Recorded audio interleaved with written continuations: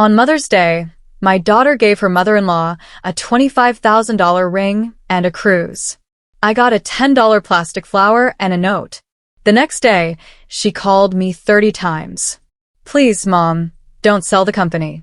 Before we continue, first, let me thank you for watching Voice of Granny May. Please subscribe and tell us where you're watching from in the comments. We might give you a shout out in our next video. Today's special shout out goes to Maria Chun from Humble, Texas. Thank you for being part of our family.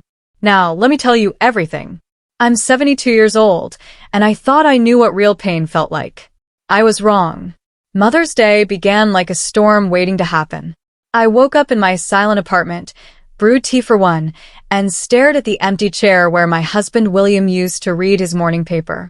He'd been gone for 2 years, but I still set his place at breakfast sometimes. The quiet used to feel peaceful, but now it just reminded me of all the phone calls that never came. Rachel had texted me the night before. Short and cold. Mom, we're celebrating at Victoria's house tomorrow. You should show up. 2 p.m. exactly. Should show up. Not, we want you there, or please come celebrate with us. Just another task on her list. I arrived at Victoria's mansion right at 2 p.m. The circular driveway was packed with fancy cars, and I could hear music flowing from the garden. Victoria had always been everything I wasn't. Wealthy, charming, perfectly dressed. Her house looked like a palace, all glass walls and expensive art. When I walked through the Golden Gate, I saw them all sitting around a huge outdoor table. Rachel sat right next to Victoria, laughing at something private between them. My son-in-law, David, was cooking steaks, acting like the perfect son Victoria had raised. Margaret, Victoria called out, waving her jeweled hand. How nice that you made it. Rachel glanced up and pointed to an empty chair. Hi, Mom. You can sit there. She pointed to a spot far from everyone else, like I was a stranger at my own daughter's celebration. I sat down quietly, watching everyone chat about trips I'd never taken and people I'd never met. David's parents were there with their grandkids. Victoria's book club friends filled the other chairs. Everyone belonged except me. Then came the gift-giving moment. Oh, Victoria, we have something amazing for you, Rachel announced, jumping up with more joy than I'd seen from her in years. David appeared with a velvet box and a golden envelope. Victoria opened the box and gasped. Inside was a sparkling diamond ring that caught the sunlight like a star. Rachel, darling, this is incredible, Victoria cried. Nothing's too good for the woman who raised such a wonderful son, Rachel gushed, hugging Victoria tight. And there's more. The envelope held cruise tickets for 2 weeks in Hawaii. First class everything. Victoria started crying happy tears while everyone clapped and cheered. Rachel beamed with pride like she'd just won a prize. My chest felt heavy watching them. $25,000, maybe more. Then David cleared his throat. And now for Grandma Margaret, he said, but his voice sounded tired. Rachel walked over carrying a small paper bag. Inside was a fake plastic flower from the discount store and a card that looked grabbed from a gas station. I opened the card. It said, Happy Mother's Day in printed letters. Underneath, Rachel had written, Thanks for everything, Mom. Like I was her mail carrier. The whole table went quiet. Everyone stared at me, waiting to see what I'd do. Victoria coughed uncomfortably. Even David looked embarrassed. It's nice, I whispered, barely able to speak. Thank you, sweetheart. But Rachel had already turned back to Victoria, starting a loud story about the cruise ships they'd picked. Everyone forgot about me and my cheap flower. I sat there feeling smaller than an ant. I stayed another hour watching my daughter shower Victoria with attention and love while treating me like I was invisible. When I said I needed to go home, Rachel barely looked my way. Thanks for coming, Mom. Be careful driving. The discovery. The drive home felt endless. I kept thinking about that expensive ring and those cruise tickets. The pure happiness on Rachel's face when she gave them. When was the last time she'd smiled at me like that? When was the last time she'd thought about what would make me happy? I parked in my driveway and stared at that silly plastic flower. 45 years of being her mother. And this is what I meant to her. A last-minute afterthought from the bargain bin. That night, I couldn't sleep. I kept seeing that scene over and over, wondering what I'd done wrong. I'd built a successful flower shop from nothing, helped hundreds of families through hard times, volunteered at the hospital for years. But somehow I'd failed at the most important job, being worth my daughter's love. I got up and walked to my desk where I kept all my important papers. Bank statements, business records, tax forms, everything that showed my life's work. And that's when I started wondering what I'd built it all for. The sleepless night became a sleepless week. I couldn't stop thinking about that plastic flower and how Rachel had looked at Victoria with such real love. It hurt like a broken bone that wouldn't heal. I decided I needed to find out the truth. Not the kind you get from fighting or yelling, but real truth. The kind hidden in old receipts and bank records. I spent Saturday in my office pulling out boxes I hadn't opened in years. William used to laugh at me for keeping every paper. "You never know when you'll need proof," I'd tell him. I never thought I'd need proof of my own motherhood. The first box I opened was labeled Rachel's School. Inside were college bills, dorm payments, and tons of smaller costs I'd forgotten. Books, a computer, even speeding tickets she'd gotten driving to parties. $52,000 total, not counting the car I'd bought when hers died senior year. But that was just the start. I found the folder marked Wedding R&D. $65,000 for one day. The church, flowers, food, her dress, the photographer. I'd paid for everything because I wanted her day to be perfect. David's parents had brought potato salad. Then came the house papers. When Rachel and David got married, they'd wanted to buy a home in the fancy Hillcrest neighborhood. Their salaries weren't enough for the house they dreamed of, so I'd promised to help with the down payment. Then, when David's car repair shop hit trouble 2 years later, I'd quietly paid their house payment for 8 months. They never knew. I made sure of that. The car loans were next. 4 different cars over the years, each one just until we get steady again. Those loans never got paid back and I never asked. I just quietly added them to my monthly bills, like buying groceries. But it was the emergency money that really shocked me.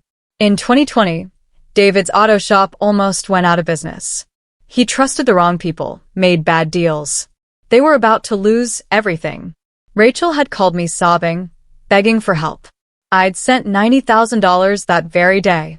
No paperwork, no payment plans, just a mother helping her child. They'd bought a boat 4 months later. I leaned back in my chair, staring at my calculator. Over the past 18 years, I'd given or spent almost $500,000 on Rachel and David. College, wedding, house, cars, business rescues, and countless small things. I'd stopped counting years ago. $500,000. More than most families see in their whole lives. And yesterday, I'd gotten a plastic flower. The hardest part wasn't the money. I'd made good choices with my flower shop. Saved well, invested smart. I could afford to be generous. The hardest part was realizing that my generosity had become invisible to Rachel. Expected like breathing. I pulled out my phone and looked through our text messages from the past year. Her texts were quick and demanding. "Can you watch the kids? David needs to borrow your van. We need money for school supplies." Always asking, never giving. Never a simple, "How are you doing, Mom?" or "I was thinking about you." But Victoria got diamond rings and cruise ships. I opened my laptop and looked up Rachel's house payment. Still coming from my bank account, of course. The payments happened automatically every month, so I wouldn't have to think about it. That bank account also showed David's auto shop insurance, which I'd been paying for 3 years. Rachel's part-time job at the daycare only happened because I'd recommended her to the owner, my friend Linda. They weren't just my daughter and son-in-law. They were my dependents, adults in their 30s who'd built their whole life around my money.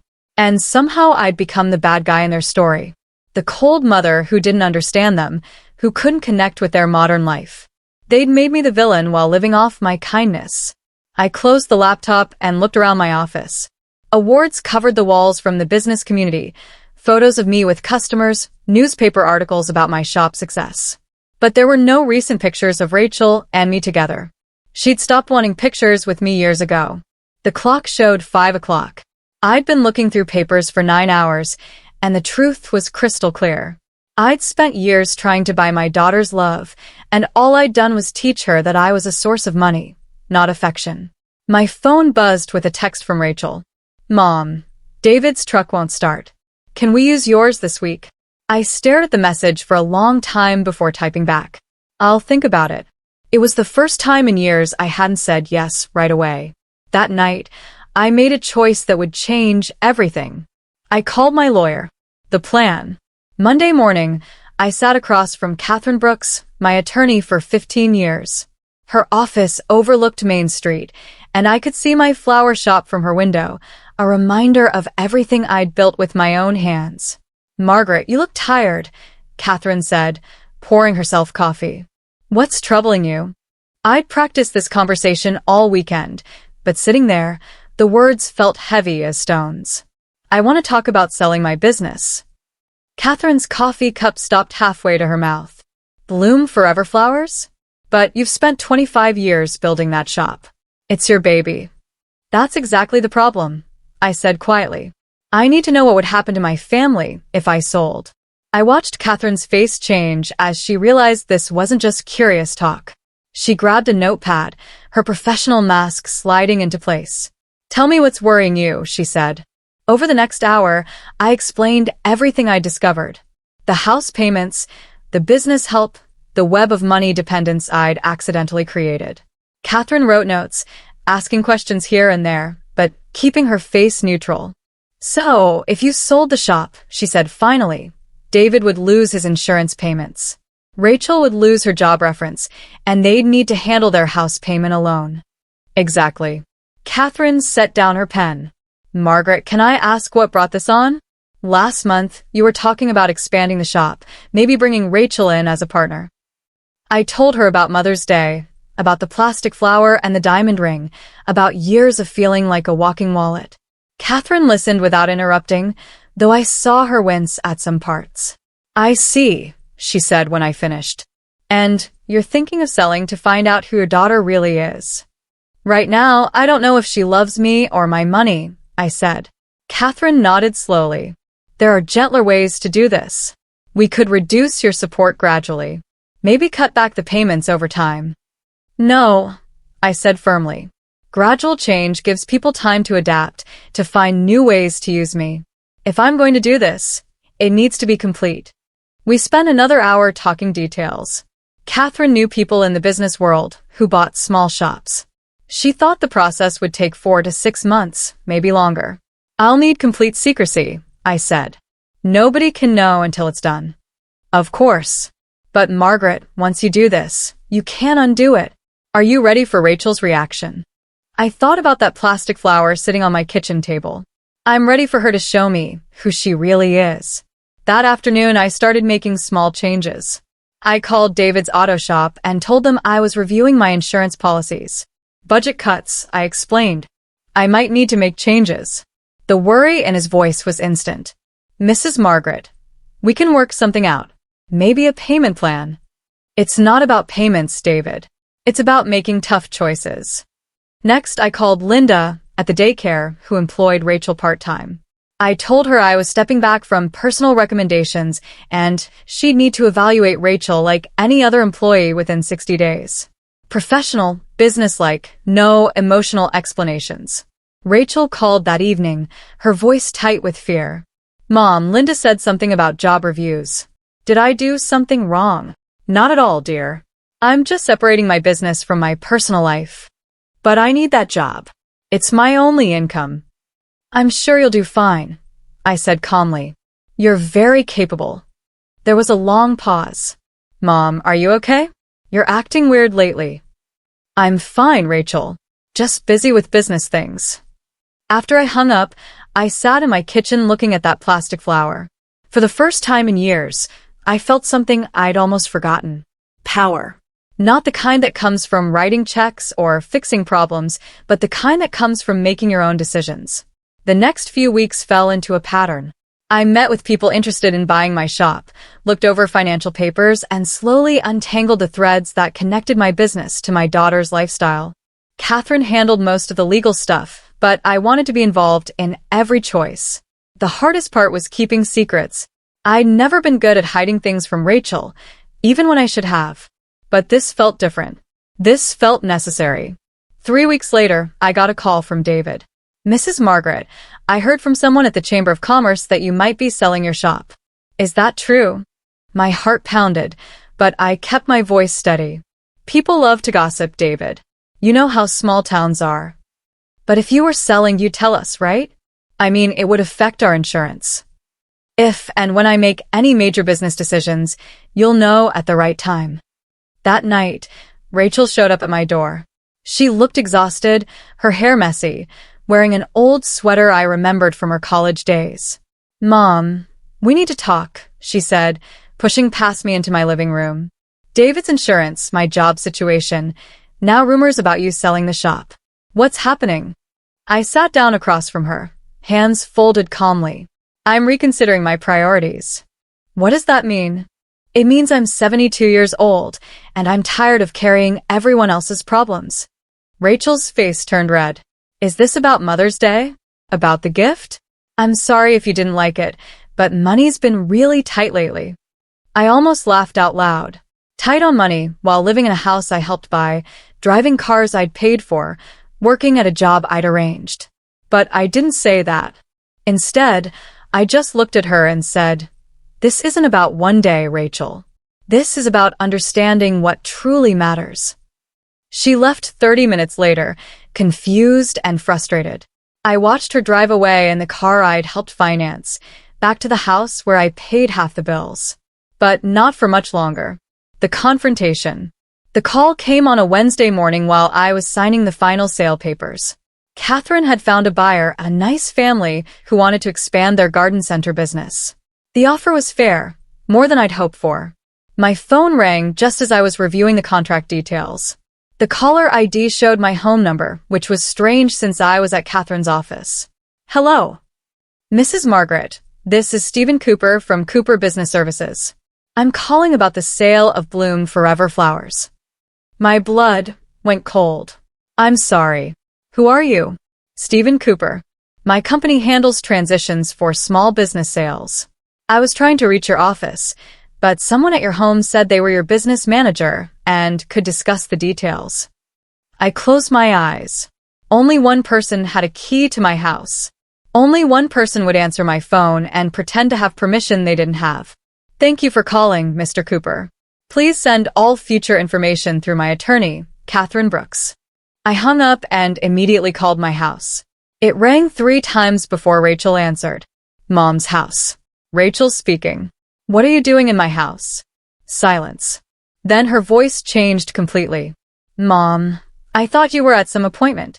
I just came by to check your mail. I don't need my mail checked. Another pause. Okay, fine. I was looking for something. David said you might have some insurance papers he needs. And you answer my phone because? It kept ringing. I thought it might be an emergency. I could hear the lies falling apart in her voice. Rachel, I'm coming home. We need to talk. The drive from Catherine's office to my house took 20 minutes, but it felt like hours. I kept thinking about that phone call, how Rachel had pretended to be my business manager, authorized to discuss private matters. The nerve of it was unbelievable. When I got home, Rachel's car was still in my driveway. I found her in my office, sitting at my desk with papers scattered everywhere. She looked up when I walked in, her face showing both defiance and guilt. Find what you were looking for? Yes. She waved at the documents. Mom, what is this? Are you really selling the shop? I walked over and started gathering the papers. Sale agreements, financial records, private documents she had no right to see. These are confidential business matters. Confidential? Mom, this affects our whole family. David's insurance comes from your business. My job depends on your connections. You can't just sell without talking to us. I stopped collecting papers and really looked at her. She was 34 years old, sitting in my chair at my desk, demanding explanations for choices about my own business. How had I let this happen? Actually, Rachel, I can sell my business without asking anyone's permission. It's my shop. But what about us? What about our family? What about our family? I repeated the question slowly. When did you start caring about our family? Her face flushed red. I've always cared. You're my mother. Am I? Or am I your personal bank? The silence stretched between us like a canyon. Outside, I could hear children playing in the park. The sound of normal life continuing while mine fell apart. Rachel's voice was smaller when she spoke again. Mom, if you're upset about Mother's Day, I already said I was sorry. We can plan something special next year. Next year, I said quietly. Just like the year after that, and the year after that. Always next year when it comes to treating me with respect. I sat down in the chair across from my own desk, looking at my daughter like I was seeing her for the first time. Do you know how much money I've spent on you and David over the years? She shifted uncomfortably in her seat. We never asked you to keep track. $500,000. Not including the house payments I still make or the insurance I pay for David or the job I got you at Linda's daycare. Rachel's mouth fell open. She clearly hadn't expected me to have real numbers. I'm not telling you this to make you feel bad. I continued. I'm telling you because I need you to understand something. I've been supporting your entire adult life, and somewhere along the way you stopped seeing me as your mother and started seeing me as a source of money. That's not true. Isn't it? When was the last time you called me just to chat? When was the last time you asked how I was doing after your father died? Whether I get lonely in this empty house? Her face crumpled slightly. Mom, When Victoria got a $25,000 ring and a cruise, and I got a plastic flower, it wasn't about the money. It was about the thought, the care, the love. You spent more time picking out Victoria's gift than you did thinking about mine. Tears started rolling down her cheeks, but I couldn't stop. The words had been building up for years. You treat Victoria like family because she doesn't give you anything. You have to earn her love. But me?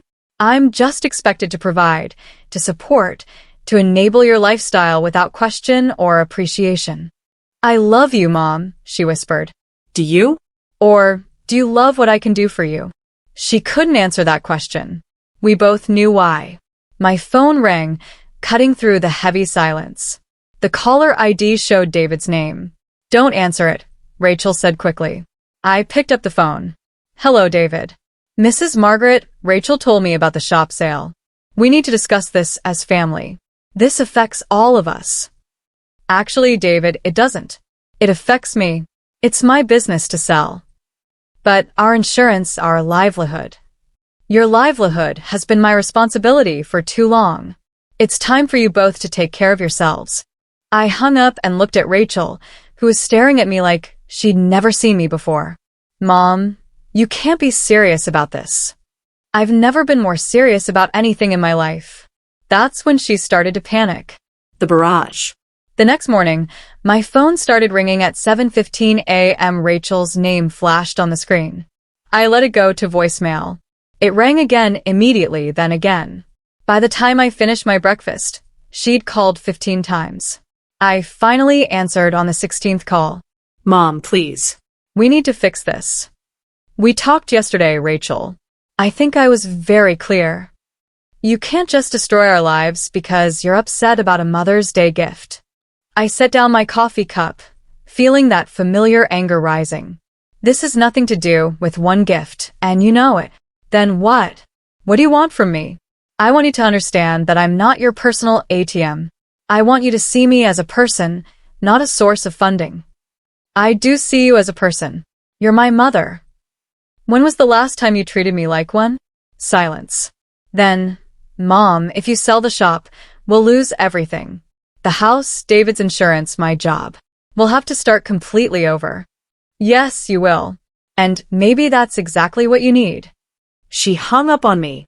20 minutes later, she called back. Then again. I stopped counting after the 20th call. Each voicemail was a different version of the same theme. Begging, promising, threatening, manipulating. She used every trick she'd learned over the years. Mom, please call me back. We can figure this out. Mom, David's having chest pains from the stress. Do you want him in the hospital? Mom, I'm sorry about the flower. I'll buy you something beautiful. Just please don't sell the shop. Mom, everyone's going to think you're being cruel and heartless. Is that how you want to be remembered? By noon, she'd called 30 times. I knew because I'd started keeping count on a piece of paper. Each call proved what I'd been trying to tell her. Her whole life was built on my generosity, and she was terrified of losing it. The doorbell rang at 3 o'clock. I looked through the window and saw Rachel standing on my porch, her eyes red and swollen from crying. David stood behind her, his face showing barely controlled anger. I opened the door, but didn't invite them inside. Mom, please. Rachel started immediately. We need to work this out like adults. We tried that yesterday. You weren't interested in working things out. You were interested in going through my private papers and pretending to be my business manager. David stepped forward. Mrs. Margaret, with respect, this is affecting more than just you. We have a family to consider. So do I said quietly. I have to consider what's best for my family. And right now, what's best is for all of you to learn to take care of yourselves. Rachel's face crumpled. Mom, I'm begging you. Please don't do this. You're begging me now. When was the last time you asked how I was feeling? When was the last time you invited me to dinner that wasn't a holiday? When was the last time you called just to say you love me? She opened her mouth, then closed it. We all knew the answer. I thought so, I said. You only call when you need something. You only visit when you want something. You only care when you're about to lose something. David's anger finally exploded. This is crazy. You're punishing us for being successful, for building a life together. Successful. I laughed, but it wasn't a happy sound. David, you're 36 years old, and you've never made a house payment on your own. Rachel's entire income comes from a job I arranged for her. You call that successful? We call it family, Rachel said, her voice breaking. Families help each other. Help goes both ways, Rachel. What have you done to help me? What have you contributed to this family besides taking? The question hung in the air like smoke. Rachel looked at David, then back at me, searching for an answer that didn't exist. I gave you grandchildren, she said finally. No, you didn't. You moved across town and visit twice a year. I haven't seen Sophie and Oliver in 6 months. Her face went white. Even David looked uncomfortable. You want to know what real family looks like? I continued. Victoria's children call her every day. They visit without being asked. They remember her birthday without reminders. They give her thoughtful gifts because they pay attention to what makes her happy. That's why she got the ring and the cruise. That's why she's treated like someone who matters. Rachel was crying hard now, but I couldn't stop.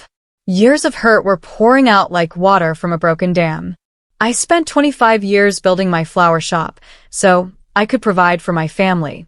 I wanted to give you security, opportunities, a better life than I had.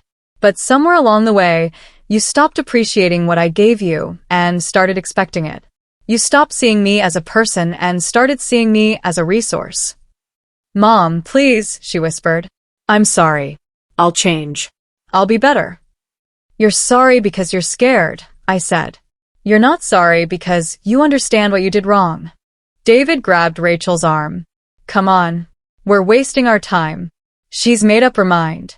But Rachel pulled away from him. No, wait. She looked at me with something I hadn't seen in years. Real fear mixed with real understanding. Mom, what do you want from me? Tell me what I need to do to fix this. I looked at my daughter, really looked at her. 34 years old, crying on my doorstep, finally asking the right question. But it was too late. I want you to figure out who you are without my money, I said. I want you to learn to value relationships that aren't about what you can get. I want you to understand that love isn't about what someone can give you. And then what? If I do all that, will you change your mind? I shook my head slowly. Rachel, I'm not selling the shop to punish you. I'm selling it to free myself. I'm 72 years old, and I want to find out what my life looks like when I'm not responsible for everyone else's choices. I stepped back and started to close the door. Mom, wait, she called out. I love you. I really do love you. I paused, my hand on the doorknob. I love you too, Rachel. That's why I'm doing this. Then I closed the door and listened to her cry on my porch for the next 15 minutes before they finally drove away. The sale would be final in 3 weeks. A new beginning. 4 months after the sale closed, I was sitting on the deck of my new lake house, watching the sunset paint the water in shades of orange and purple. The house was smaller than my old one, but it felt like home in a way that surprised me. No memories of disappointment, no rooms that echoed with hurt feelings. The move had been surprisingly simple. 25 years of business files, customer records, and flower arrangements, all packed away and stored. I kept only what mattered. Some photos, William's favorite books, and the baby quilt my mother had made when Rachel was born. The lake house came furnished, which was perfect. I didn't want to drag the past into this new life. The previous owners had left behind comfortable furniture and a small garden that needed care. I'd never had time for gardening before, but now I had nothing but time. Rachel hadn't called in 2 months. The silence hurt, but it also brought peace. I'd spent so many years measuring my worth by her approval, her visits, her needs.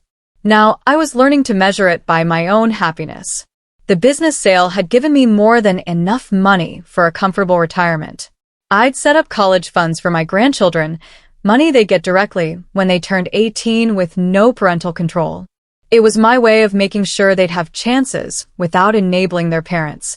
I'd also quietly paid off the remaining balance on Rachel and David's house, not as a gift, but as a final goodbye.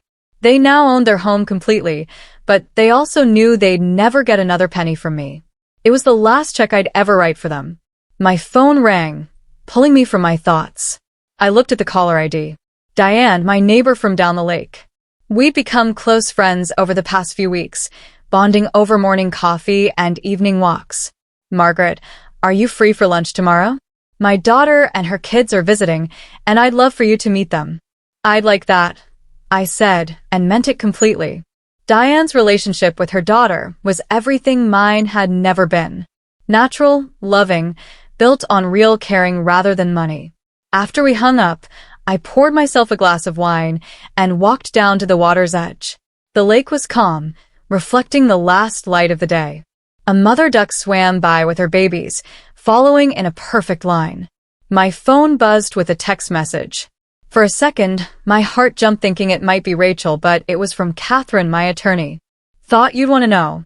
David's auto shop closed last week. Rachel's working full-time at the grocery store now.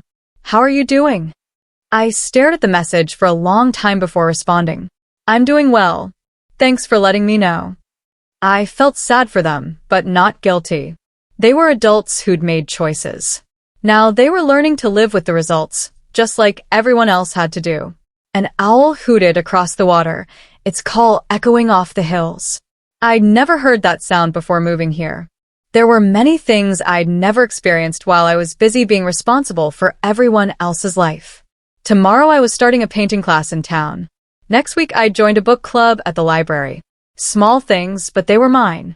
Chosen because they made me happy, not because someone else needed me to do them. The strangest thing about this new life was how light I felt.